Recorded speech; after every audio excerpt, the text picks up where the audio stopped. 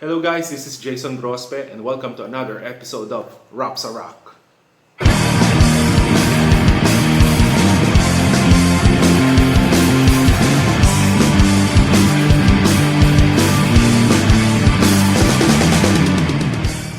For today's episode, gagawa tayo ng pasta, aglio e olio. Aglio means garlic and olio means oil. So basically, it's a garlic and oil-based pasta.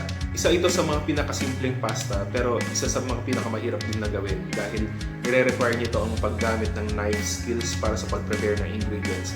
Pati na rin yung process ng emulsification dahil kailangan ng proper timing para makuha natin yung tamang texture para sa pasta nito. Perfect ito para sa mga vegetarian at mga ayaw nilang lagyan ng kahit anong meat-based product ng kanilang pasta. Tara, let's cook!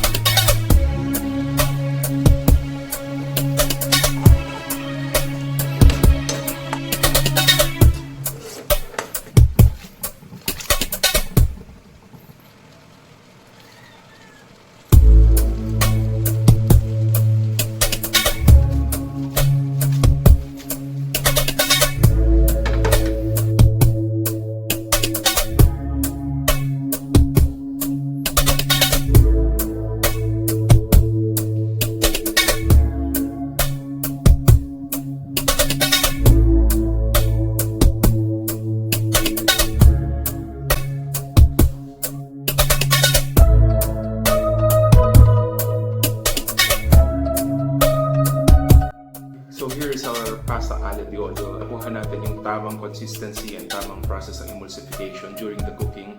So I'm gonna grab a bite. Here we go. Oh, will you look at that? Check on the emulsification. The pasta's firm. So kung makikita mo na kumapit sa pasta yung chili, yung garlic, saka yung parsley, ganyan yung emulsification at consistency ng pasta na dapat natin ma-achieve para dito sa meal na to.